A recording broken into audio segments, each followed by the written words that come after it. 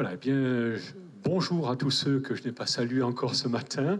Bonjour aux internautes qui vont être à l'écoute donc de ce message et que Dieu bénisse les uns et les autres. Alors, ce matin, d'abord j'ai un souhait. Un souhait que vous fassiez autant de bien que je me suis fait en préparant ce message. Vous savez, préparer un message de la parole de Dieu, ce n'est jamais une corvée. C'est toujours un plaisir, tellement Dieu est celui qui nous bénit au travers de sa parole. Qui est d'accord avec moi? Alors peut-être vous n'êtes pas chargé d'apporter une prédication, mais vous pouvez et vous devez, comme Jean-Frédéric nous l'a redit encore, eh bien, être attentif donc à ce que la parole de Dieu nous dit. Et au passage, eh bien, en ce mois d'août, oui, j'oubliais aussi cela. Bien sûr qu'on souhaite toute la bénédiction pour notre pasteur Louis, qui est invité dans une église qui travaille avec l'AIMG, les ministères de guérison. Et donc, au début, ce n'était pas prévu, mais l'invitation était là et c'est une excellente chose. Voilà, cette parenthèse importante étant faite, eh bien, je vous propose que nous commencions par faire une lecture. Alors, cette lecture, si vous voulez bien, on va peut-être la faire dans la version Semeur. Est-ce que c'est possible? Voilà, ce sera comme ça, on va uniformiser tout cela. Et avant, tant que les choses se préparent, eh bien, nous allons ce matin aller progressivement. Ce que je vous invite, c'est à faire un petit parcours au travers de la parole de Dieu. Nous allons lire 3 passages, un peu plus longs que ceux qui sont d'habitude, mais au travers de ces passages, je vous invite à rentrer dans ce texte de la parole de Dieu, à vraiment le recevoir et à y être profondément attentif et à n'en échapper aucun détail. Ne vous endormez pas, ce n'est pas le moment. Il y a la sieste cet après-midi, si vous voulez, mais maintenant, ce n'est pas encore le moment. Alors, je voudrais qu'on puisse lire dans l'Évangile selon Luc, chapitre 4, et on va lire du verset 14 au verset 28. Voilà, vous l'avez sous les yeux.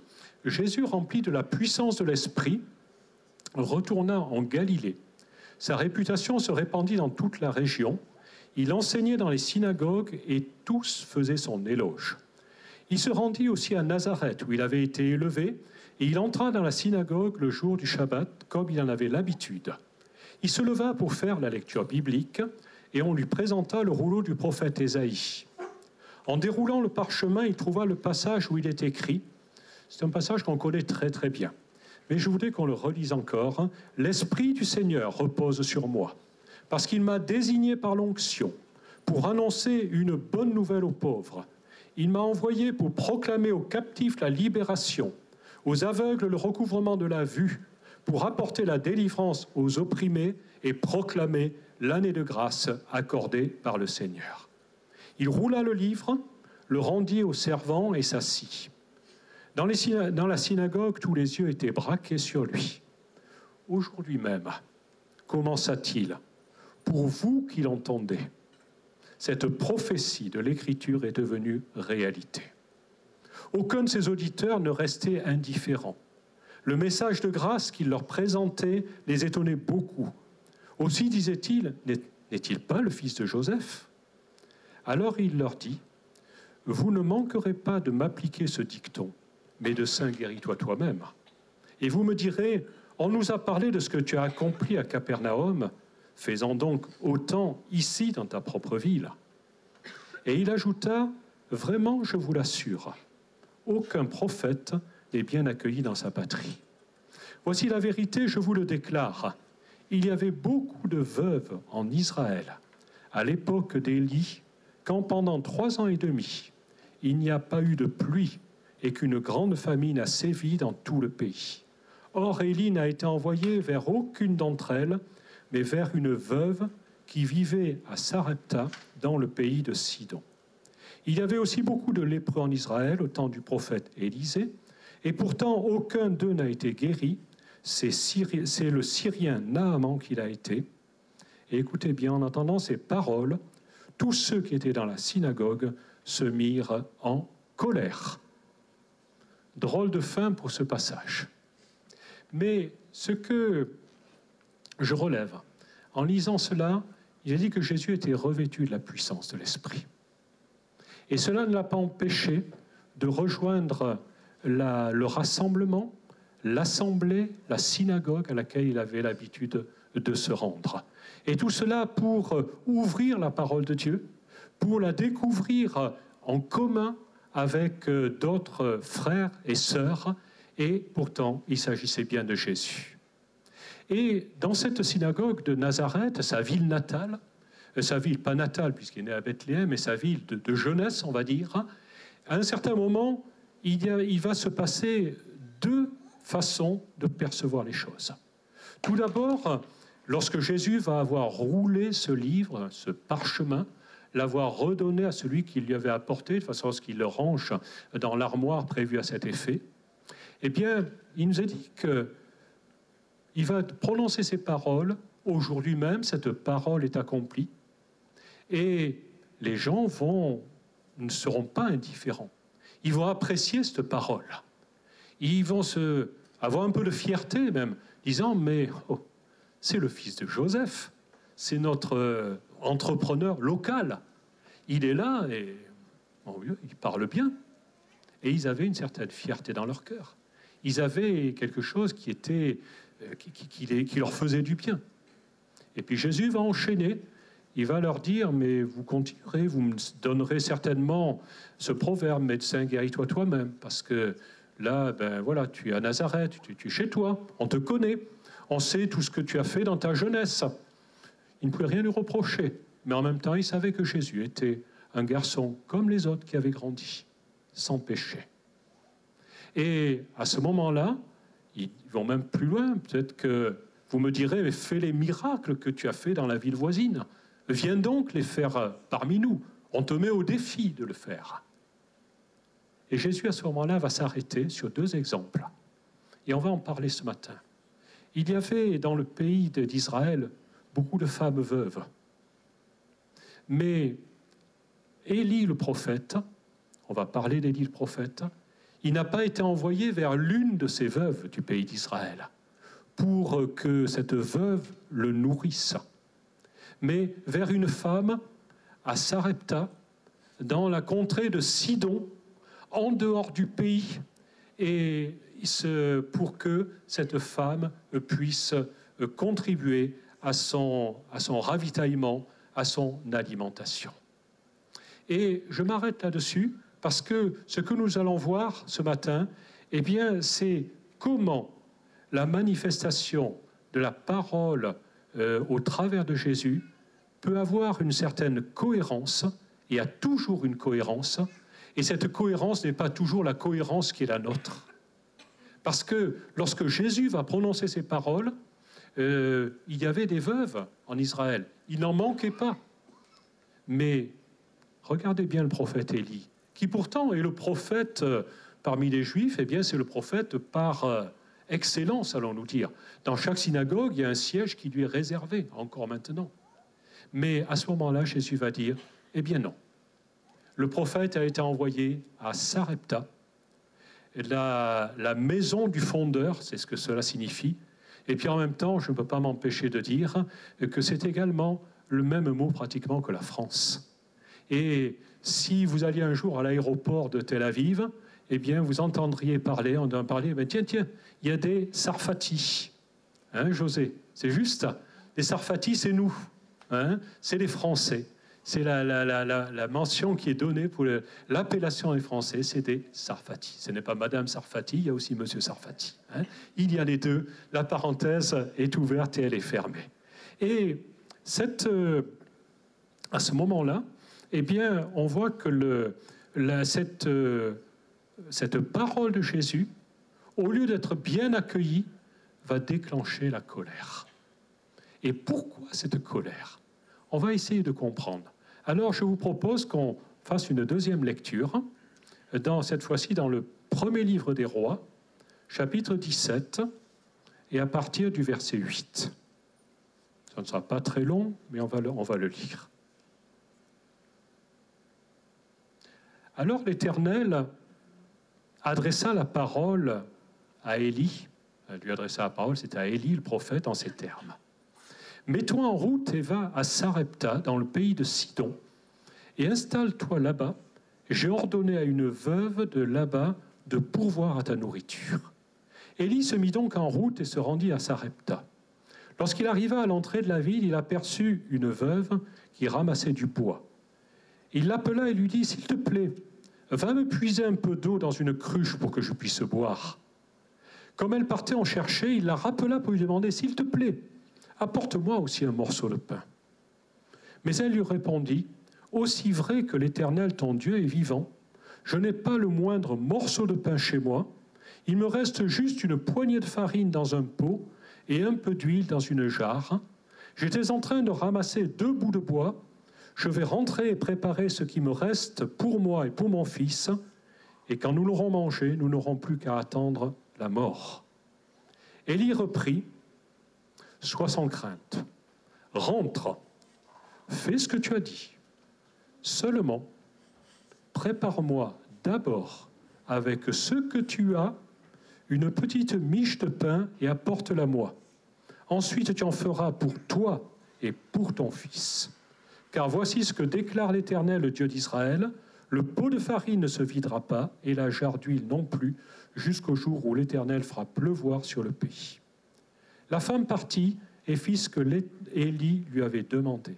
Pendant longtemps, elle eut de quoi manger, elle et sa famille, ainsi qu'Élie.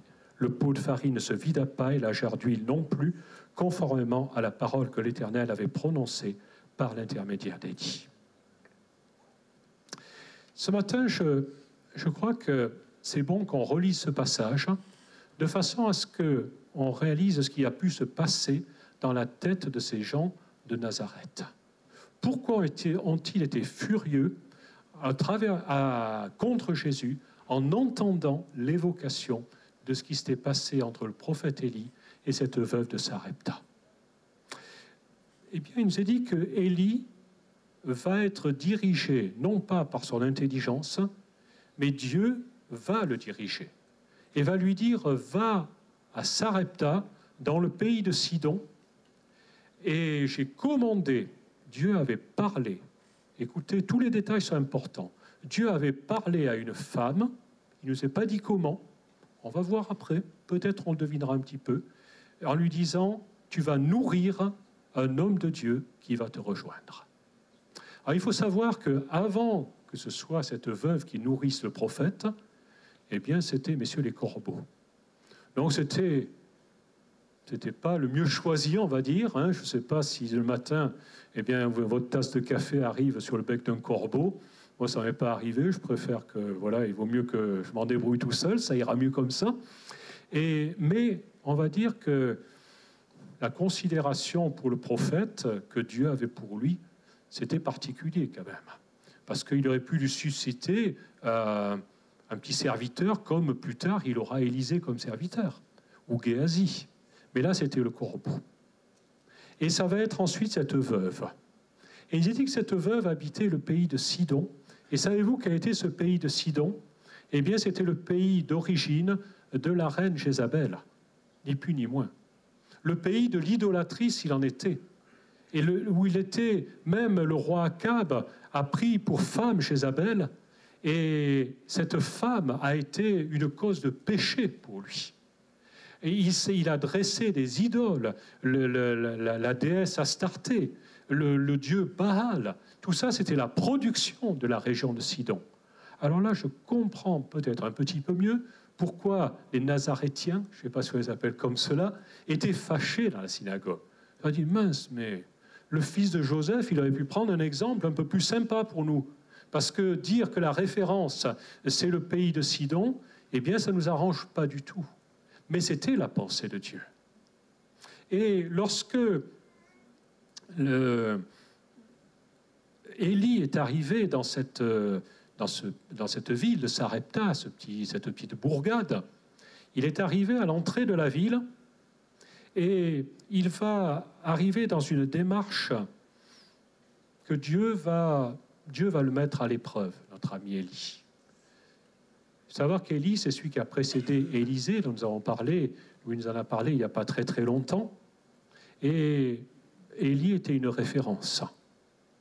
Mais quand il va rentrer dans cette ville, dans cette bourgade de Sarepta, certainement un peu fatigué de la route, il ne va pas s'intéresser à aller adorer l'idole Astarté ni quoi que ce soit, mais il nous a dit qu'il va voir à l'entrée de cette ville une veuve qui ramassait du bois. Et je me suis posé une question. Comment reconnaître une veuve, entre guillemets, ordinaire, d'une femme veuve à laquelle Dieu a parlé? Élie, il arrive, il voit une femme qui ramasse du bois, il dit ça doit être elle. Moi, je n'ai pas d'autre explication, du moins il ne nous en est pas donné d'autre. Mais Élie se laisse conduire parce que Dieu lui a dit. J'ai demandé à une femme veuve dans la ville de Sarepta de te nourrir, de t'apporter ton alimentation. Et Élie n'hésite pas, mais il va s'adresser à cette femme. Et il va lui dire, première chose, s'il te plaît, donne-moi un peu d'eau il nous a dit dans une cruche, et il faut savoir que le mot, ça aurait pu être n'importe quoi. Je vais être un peu trivial, c'est pas joli, ça aurait pu être un pot de chambre, ça aurait été pareil. Pareil, un récipient. Apporte-moi de l'eau, pas juste dégoulinante de tes mains, mais quelque chose dans un petit récipient. Donc Élie s'avance là-dessus. Et puis il attend la réaction. Et cette femme, eh bien, elle s'exécute et elle va chercher cette eau. D'abord le récipient, lequel j'en sais rien, et ensuite l'eau qui sera dedans. D'où est-ce qu'elle va la trouver? Je n'en sais rien non plus.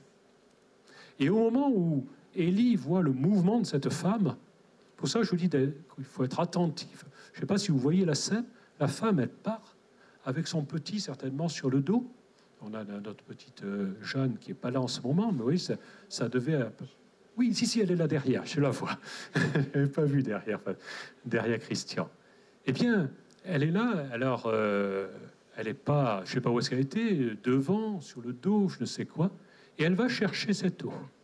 Et puis Élie, il va lui dire, s'il te plaît, apporte-moi aussi un morceau de pain. Et dans cette demande, elle est plus insistante, elle est plus caractérisée, comme si Élie, d'une part, avait choisi, disant, mais apporte-moi aussi quelque chose. Vous voyez, il y met de l'insistance. Ce qui ressort, ce que j'ai pu lire du texte, c'était ça. Il y met de l'insistance. Et il dit, apporte-moi aussi un morceau de pain. Alors, entre nous, eh bien, on commence par se dire, eh bien, Élie est gonflé, parce que c'est la famine en Israël, mais c'est également la famine dans le pays de Sidon. Pas de raison que ça ne soit pas également la famine à cet endroit-là. Et il vient de demander de l'eau, et il va plus loin. Il dit, cette femme, je ne sais pas s'il sait déjà que c'est la femme dont Dieu lui a parlé, et surtout la femme à qui Dieu a parlé. Je n'en suis pas sûr, mais ça a l'air de marcher. Cette femme a l'air bien disposée à le nourrir. Mais à ce moment-là, les choses vont un petit peu changer. Cette femme, je remarque qu'elle ne raisonne pas. Elle ne va pas lorsque Jésus va demander de l'eau plus tard, largement plus tard, et c'est là qu'on voit que la parole de Dieu, vous savez, c'est une parole tout est imbriqué dans la parole de Dieu. On vient de quitter Nazareth il y a quelques instants pour aller dans le pays de Sidon. Mais on n'est pas au même moment. Nazareth, c'était bien plus tard. Et ce pays de Sidon, Sarepta, c'était des années et des années avant. Mais Jésus fait toujours ce parallèle. Et la parole de Dieu, elle n'est pas faite en disant moi je prends que l'évangile de Jean, ou alors que l'épître aux Corinthiens, ou alors que le livre d'Ésaïe. Mais ce que je vous invite aujourd'hui, c'est à considérer cette parole comme faisant un tout. Il y a un psaume qui dit que Jérusalem est bâtie comme une ville dont les parties sont liées ensemble. Et en Dieu, dans la personne de Dieu, du Saint-Esprit, de Dieu le Père, de Jésus, eh bien, tout est lié. Et ça me rappelle beaucoup ce jour où ces deux pèlerins qui allaient à Emmaüs, eh bien, ont été rejoints par Jésus. Et Jésus nous a dit, commençant par un passage, il leur expliqua dans toutes les Écritures ce qui le concernait. Autrement dit, Jésus n'a pas dit, attendez, moi vous allez trouver, il va être parlé de moi dans Ésaïe 53. Alors ça, c'est une évidence. Et si vous le lisez, là, vous avez le 5e évangile. Mais dans ce passage, eh bien, on s'aperçoit que la présence de Jésus est déjà là. Et je vous invite à l'apercevoir, parce qu'il va demander à cette femme, cette veuve, qui est, honnêtement, elle n'avait que son petit bout de chou à s'occuper, et il allait peut-être mourir sans tarder. Mais tout de suite, elle va réagir, aller chercher de l'eau. Alors que dans un autre endroit, qui était pourtant la terre d'Israël, et qui était le royaume d'Israël, la ville de Samarie, une femme samaritaine, eh bien, a eu la même demande de la part, cette fois-ci, non pas d'Élie, mais de Jésus. Et Jésus qui a dit, donne-moi à boire. Et cette femme lui a dit, attends, tu me demandes à boire, mais tu n'as rien pour puiser. Comment tu me proposes de l'eau, je veux dire, tu n'as rien pour puiser. Et puis, d'où aurais-tu cette eau que tu me proposes maintenant? Et il y a ce raisonnement qui s'installe. Et je comprends un petit peu mieux pourquoi Jésus va dire à Nazareth, eh bien, Élie n'a pas été envoyée vers une veuve sur la terre d'Israël, mais elle a été envoyée vers une veuve étrangère. Étrangère, et qui plus est, une veuve étrangère, pourquoi pas en France, puisque Sarepta, on a dit, eh ben voilà, Tsarfat, eh ben ça ressemble beaucoup à la France, et je crois qu'on peut peut-être s'arrêter aussi là-dessus. Donc, elle va aller chercher cette eau, et puis là, elle entend derrière elle la voix à nouveau du prophète qui lui dit « Donne-moi un morceau de pain ». Et Élie, à ce moment-là, moi j'avais noté que Élie s'engouffre dans la bonne volonté de cette veuve. Elle n'a pas de nom. On ne sait pas si elle s'appelait Marie, si elle s'appelait Rebecca. Je ne sais pas. Même pas de nom. Une veuve du pays de Sidon. Et lorsque elle va recevoir cette deuxième demande, apporte-moi un morceau de pain. Élie a demandé un morceau de pain dans ta main. Autrement dit, je vois l'image de cette pita ou de cette galette ou je ne sais, un pain, oui, peut-être même sans levain, parce que non pas parce que c'était la Pâque, mais parce qu'il n'y avait peut-être pas les moyens d'en avoir. Et tu vas me l'apporter dans ta main. Autrement dit, Élie demande un peu de délicatesse, un peu comme sur un plateau, allons-nous dire. Tout à l'heure, le récipient, c'était pas bien chouette, mais là, c'était peut-être dans ta main. Et quand je lis, Élie a demandé un morceau de pain, eh bien, c'est le même mot que s'il avait demandé une miette. Mais pour avoir une miette de pain, qu'est-ce qu'il faut avoir? Il faut d'abord avoir fait un pain. Et que ce pain se soit émietté. Sinon, ça ne marche pas. Il n'y aura jamais une miette. Retenez ce mot d'une miette. OK? Il est enregistré dans votre... Ne l'oubliez pas. Qui s'en souviendra? Levez la main. Non, mais ça ne demande pas tant. Rappelez-vous. Et il aurait pu dire... Et une miette, et cette femme va dire je n'ai rien de cuit à la maison. Je n'ai ni galette, vous pensez qu'il n'y a pas de pain au fond non plus aujourd'hui. Tant pis, il n'y a pas de pain de la boulangerie de Sidon ou de Sarepta. Rien de tout ça. Mais la seule chose, j'ai un peu de farine. De la valeur de la paume de la main. Tout à l'heure, il y avait la miette qui était demandée. Maintenant, elle dit, voilà, un peu de farine même pas cuite, parce que justement je suis en train de ramasser du bois pour faire cuire, la valeur de la paume de la main. Je pense que pour Élie, ça va déjà lui parler, cette chose-là.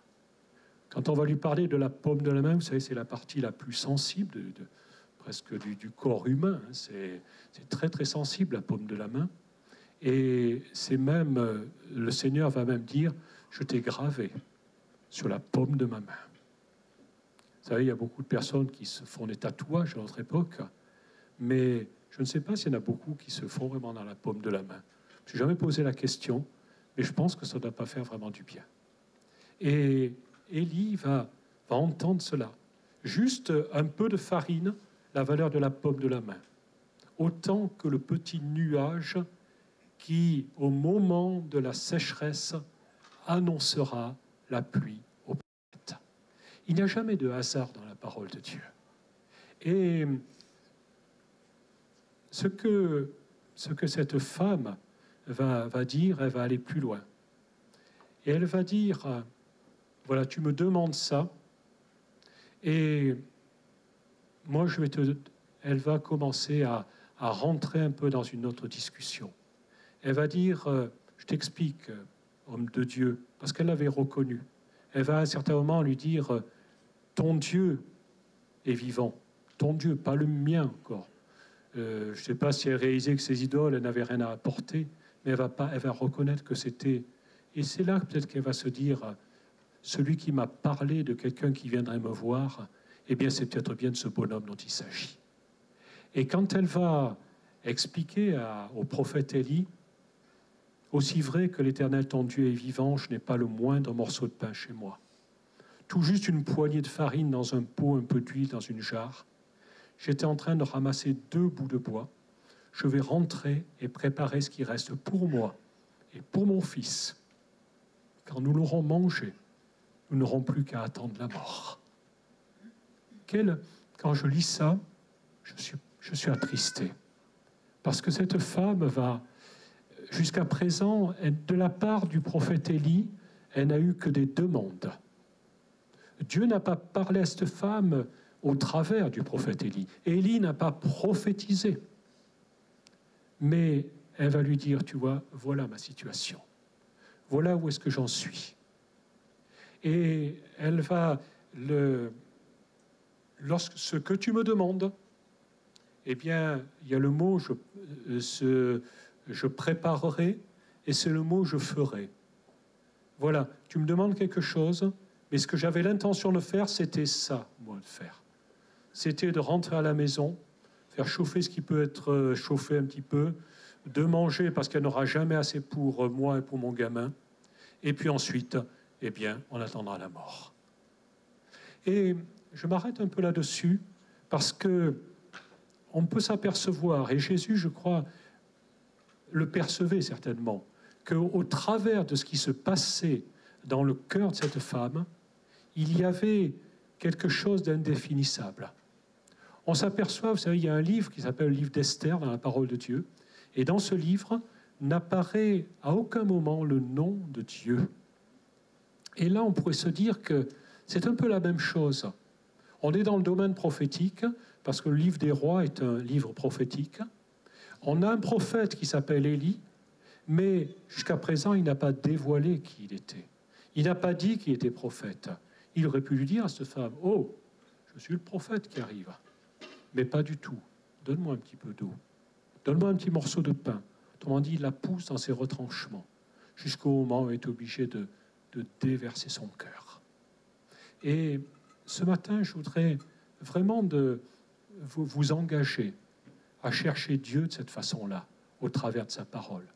Qu'il vous parle au travers de l'Écriture. Moi, là, je vois cette scène. Je vois cette femme qui dit « Mais je n'ai rien du tout. Je n'ai que cette bricole. » Et là, je suis en train de ramasser 2 morceaux de bois. Elle n'a même pas dit quelques morceaux de bois, mais elle a dit 2 morceaux de bois. Est-ce que ça vous rappelle rien? Un dans un sens et l'autre dans l'autre. Et puis ensuite, eh bien, moi et mon fils, eh bien, nous mourrons. Et Élie est attentif à cela. Je pense qu'il est encore en train de se dire, mais est-ce que vraiment Dieu m'a parlé? Est-ce que vraiment cette veuve? Il ne faut peut-être pas croire que Élie, d'ailleurs l'apôtre Jacques le dit, c'était un homme de la même nature que nous.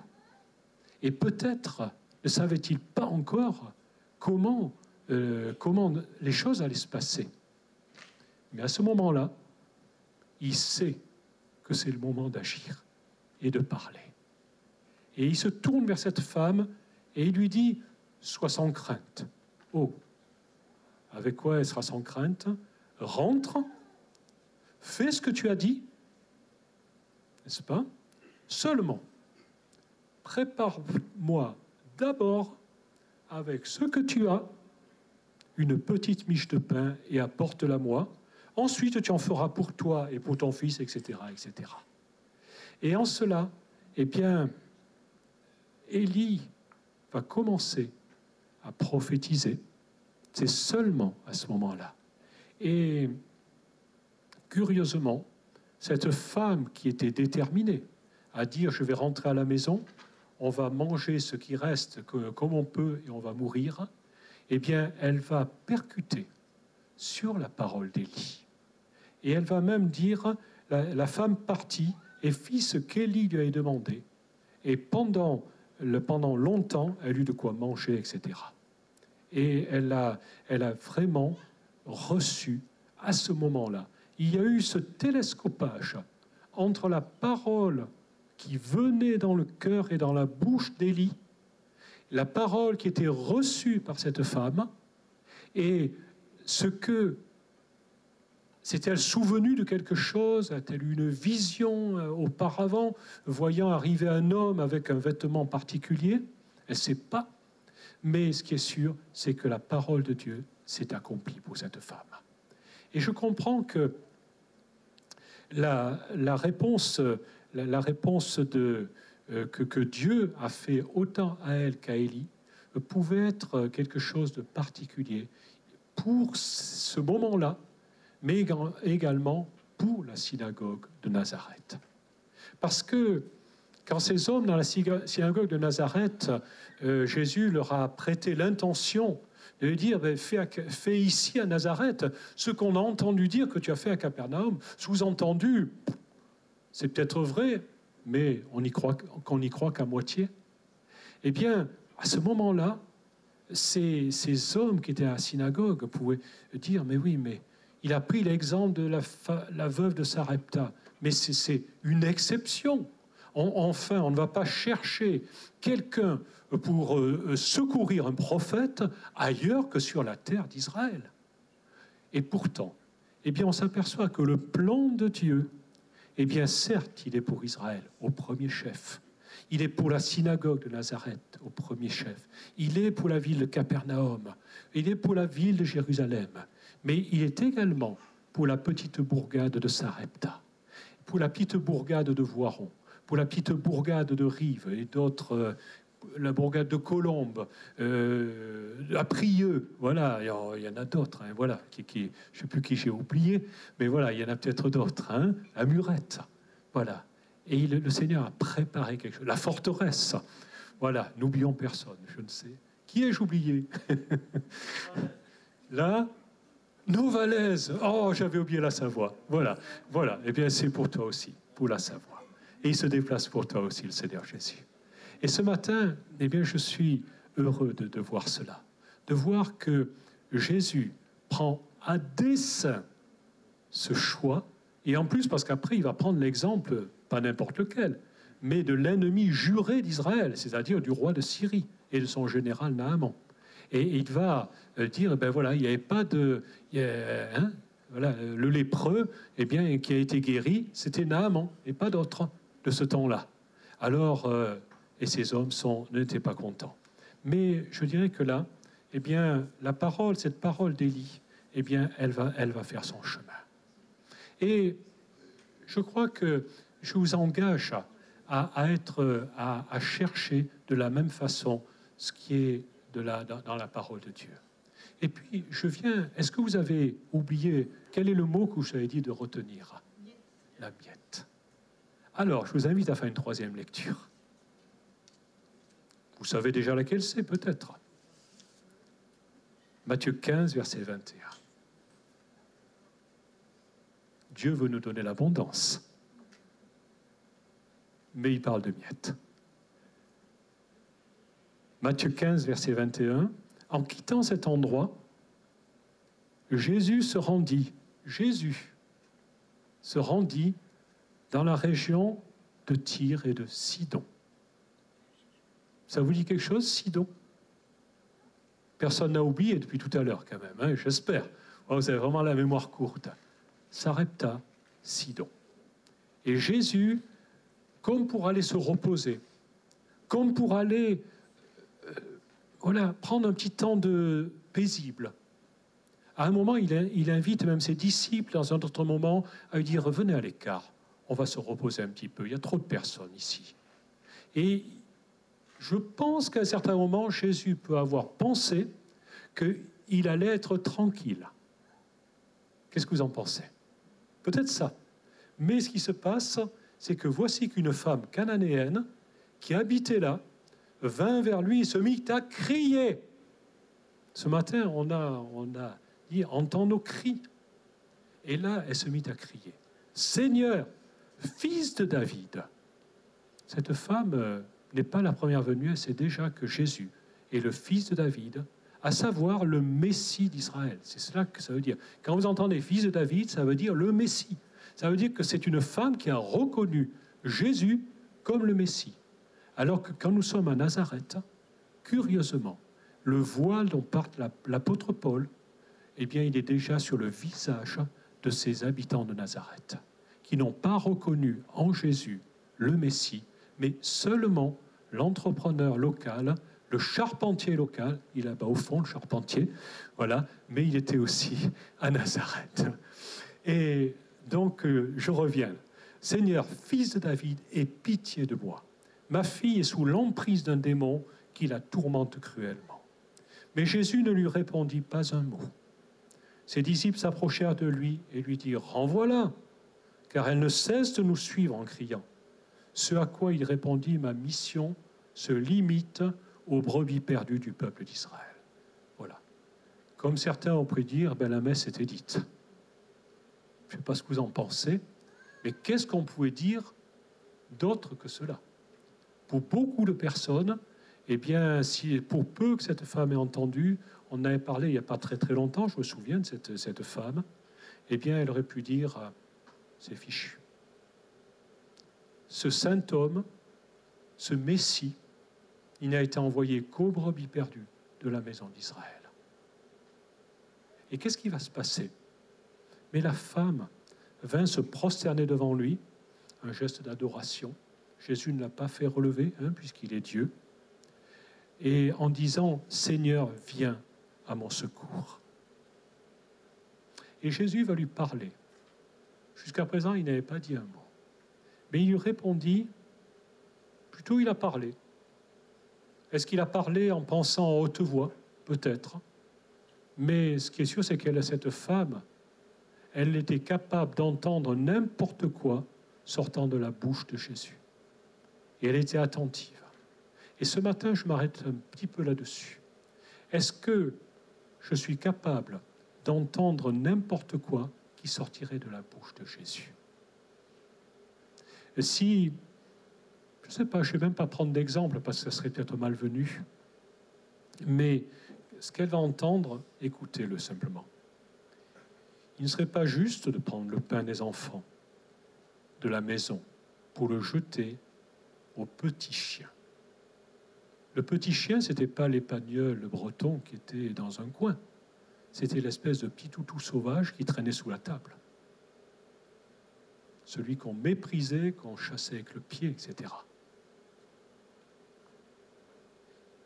Il ne serait pas juste. Ce ne serait pas juste de prendre ce pain des enfants. Cette femme entend cette parole. Elle est prête à entendre n'importe quoi. Et ce matin, je vous invite. C'est un peu ça mon appel ce matin, peut-être pas le formaliser, je ne sais pas comment on fera, mais qu'est-ce Qu'est-ce que vous pensez que Jésus pense de juste à votre sujet? Qu'est-ce que vous êtes prêt à entendre de la part de Jésus? Je vais te guérir. Oh, alors là, on est prêt à entendre. Je vais te garder dans quoi qu'il t'arrive. Ça, on est prêt à l'entendre. Je suis mort pour toi, pour effacer tous tes péchés, guérir toutes tes maladies. On est prêt à l'entendre, et en plus, c'est vrai. Ça a le mérite d'être vrai. Mais est-ce que je suis prêt à entendre? C'est pas juste, hein? C'est pas juste que tu sois là. Moi, je suis venu pour me reposer. Je ne suis pas venu pour donner le pain des enfants aux petits chiens. Et à ce moment-là, elle va dire la chose suivante. C'est vrai, Seigneur. Oh, celle-là, estomac, cette femme. Elle va encore dire, c'est vrai, Seigneur. Et pourtant, le petit détail, pourtant, les petits chiens, ils mangent les miettes qui tombent de la table de leur maître. Ce n'est pas Jésus qui a dit ça. Vous avez bien compris. C'est cette femme qui va le dire. Et ce qui va déclencher la réponse de Jésus, femme, ta foi est grande. Qu'il t'en soit fait comme tu veux. Et sur l'heure, sa fille fut guérie. Et c'est ce matin, cette chose m'interpelle. Parce que vous avez vu le chemin qu'on a fait. On est parti de Nazareth. On est remonté jusqu'au nord du pays d'Israël, le long de la mer, à Sidon, Sarepta. Jésus est là, bien des années après Élie. Et lui-même va se rendre à cet endroit. Et pour qu'à cet endroit, une femme puisse s'adresser à lui et lui dire, oui, mais les petits chiens, ceux qu'on méprise, eux, ils vont manger la miette qui tombe de la table du maître. Et cette parole, c'est la parole que cette femme qui va provoquer la guérison de sa fille, qui va provoquer ce qu'elle attendait d'une façon... elle ne pouvait pas espérer plus grande chose. Mais il a fallu qu'à ce moment-là, eh bien, elle accepte d'entendre la parole de Jésus, même si cette parole ne l'arrangeait pas. Il a fallu en passer par là. Ne parlons pas de l'humiliation qu'elle a dû subir. Les disciples, je les imagine, doivent être en train de regarder la scène. La première phrase, le maître, il a bien répondu. Hein. Là, ce coup-ci, elle va repartir de là où elle est venue. Et elle va arrêter de nous casser les pieds, parce qu'on est venu en vacances. Mais Jésus, il est impassible, il va dire, ouais, ça ne serait pas juste de prendre ce pain.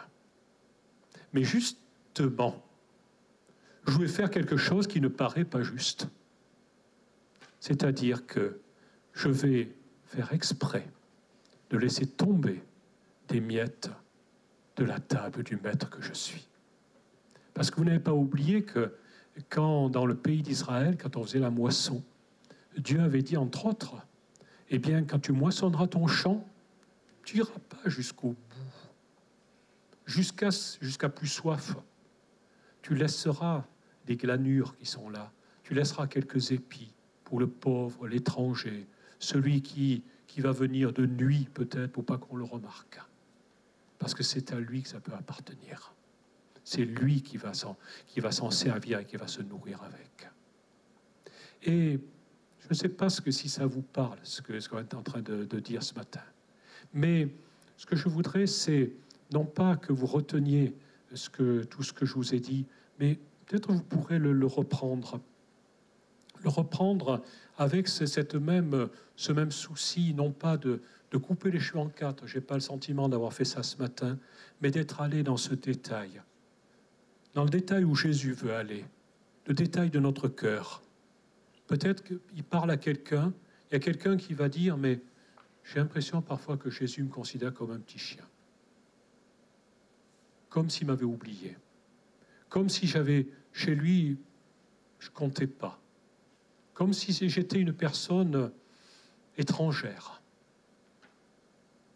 Mais à ce moment-là, est-ce que justement, vous tutoyez peut-être, n'a pas quelque chose à lui rétorquer, à dire oui, mais Jésus, les petits chiens, vous n'avez pas eu dire ça, parce que ça sera autre chose. Eh bien, ils mangent les miettes qui tombent de la table, puis ils s'en nourrissent. Bon, il m'en faut pas plus. Et malgré tout, que va faire Jésus? Est-ce qu'il va lui donner une miette? Je ne crois pas. Hein.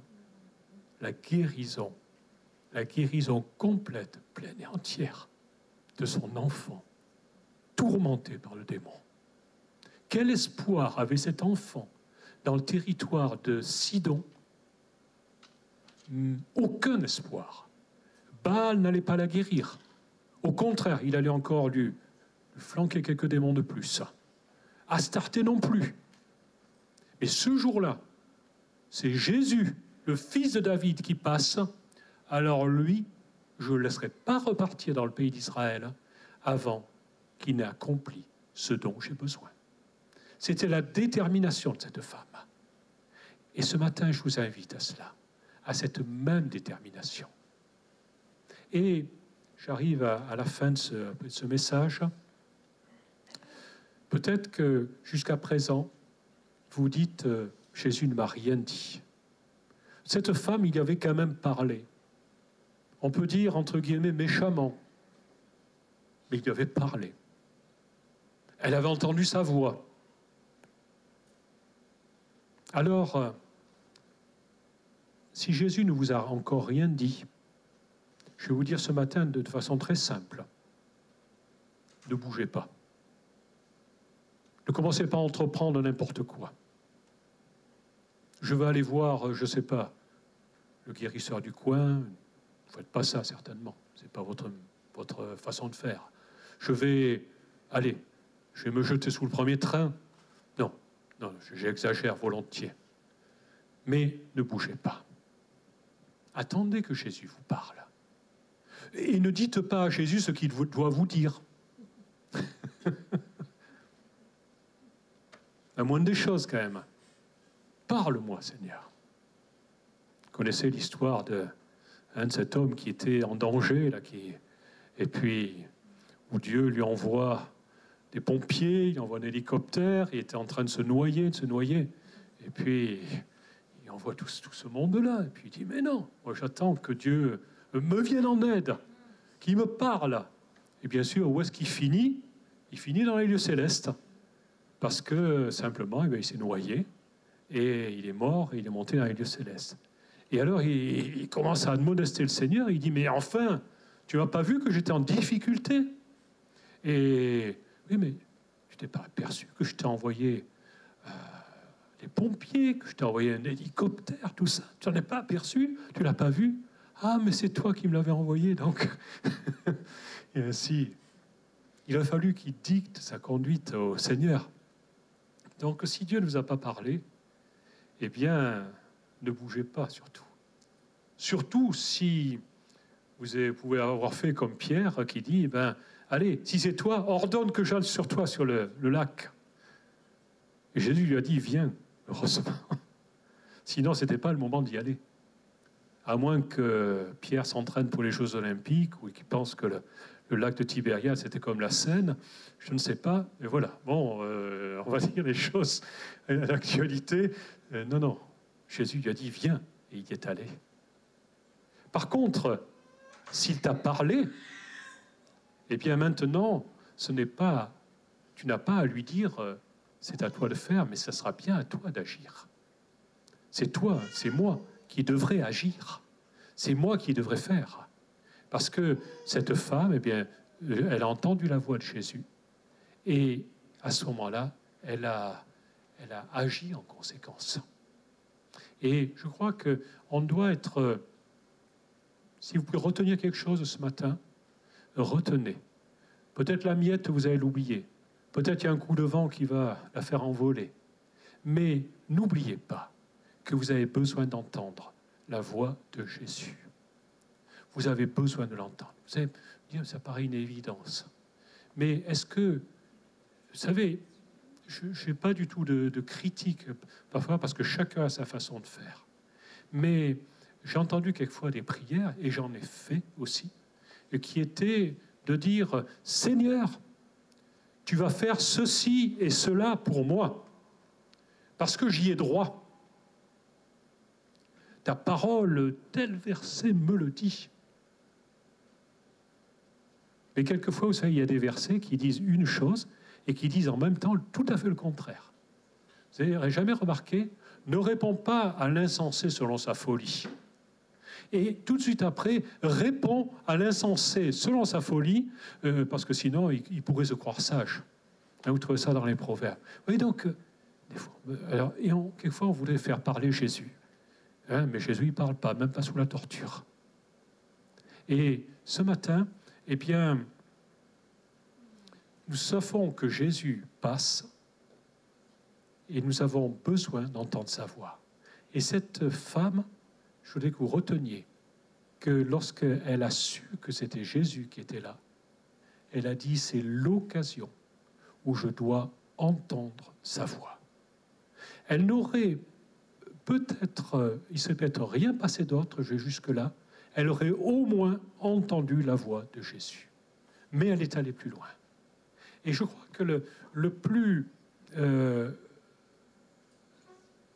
plus fâcheux pour les gens de Nazareth, je reviens un peu à eux, c'est de se dire, mince,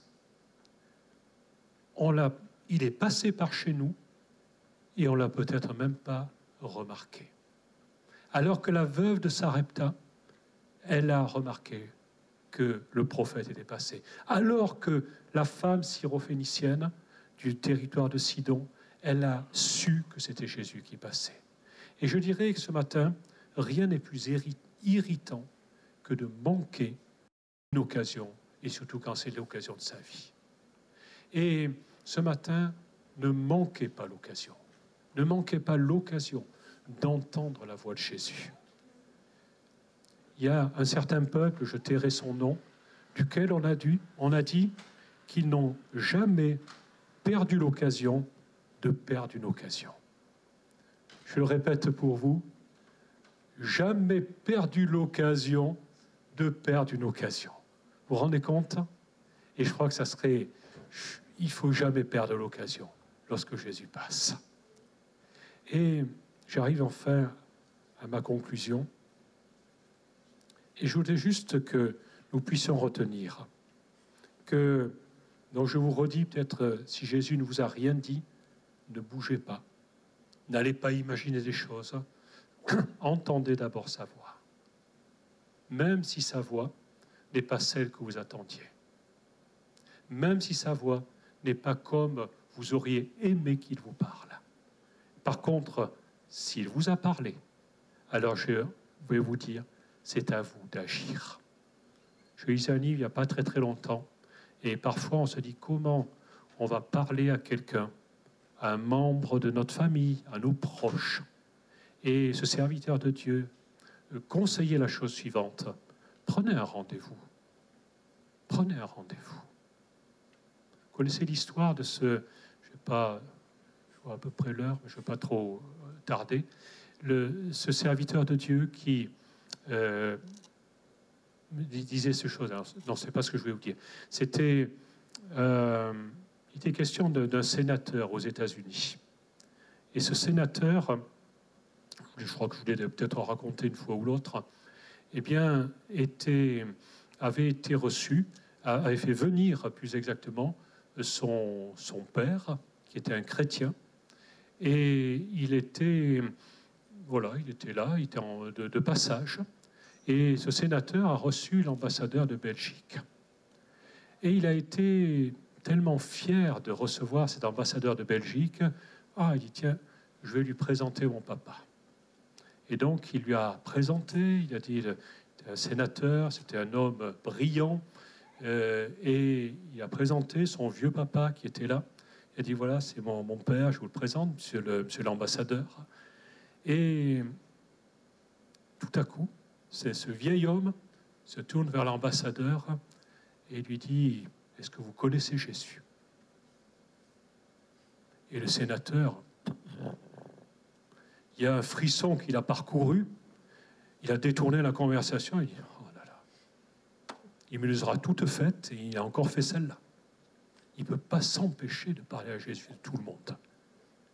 Et il n'est pas allé jusqu'à dire à l'ambassadeur, excusez-le, il est un peu âgé, mais ça voulait dire à peu près la même chose. Et puis quelques temps après, eh bien, ce vieux monsieur est décédé. Et bien sûr qu'il y a eu des attentions pour ces obsèques. Et entre autres, le sénateur qui était là, le jeune sénateur, il a remarqué une gerbe, quelque chose de magnifique là au milieu. Et il s'est approché. Oh, ça venait de l'ambassadeur de Belgique. Lui-même et en personne. Il dit, mais qu'est-ce que c'est que ça? Moi, qu'est-ce qu'il aura raconté? Et juste un petit mot, il est la seule personne à s'être préoccupé de mon âme, de mon âme. Il est la seule personne à s'être préoccupé de mon âme. Vous trouvez que ce n'était pas un beau témoignage?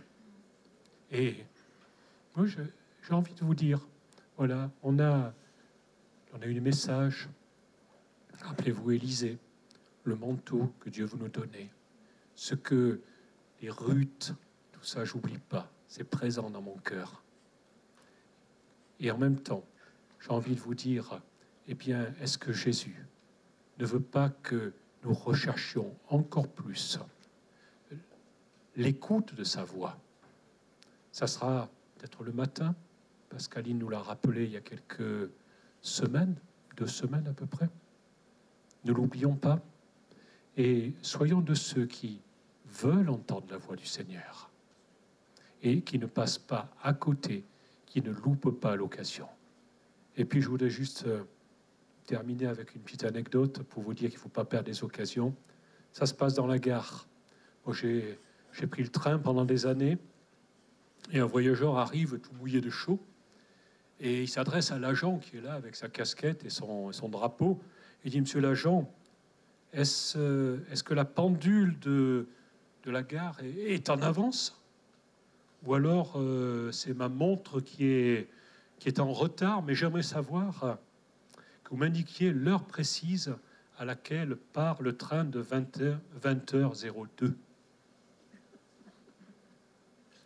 Et le monsieur, chef de gare, un peu interloqué, lui dit, monsieur, j'ignore si la pendule de la gare est en avance ou si votre montre est en retard, mais ce que je sais, c'est que le train de 20h02, il vient de partir.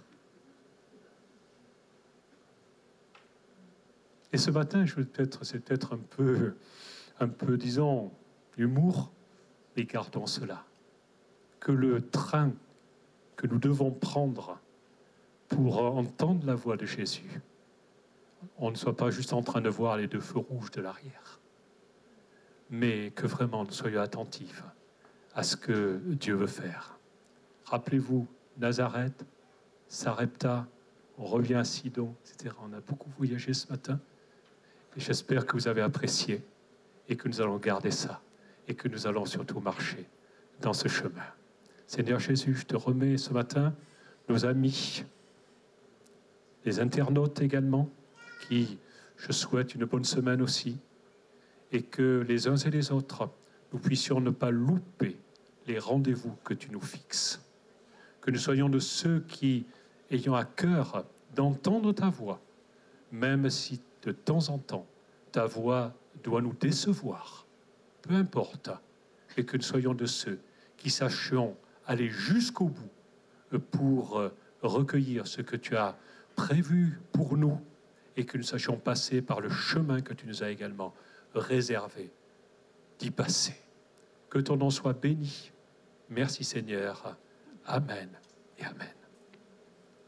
Je vous souhaite un bon dimanche Et on se dit à bientôt, pas la semaine prochaine ici, à la semaine d'après. Voilà, bon dimanche.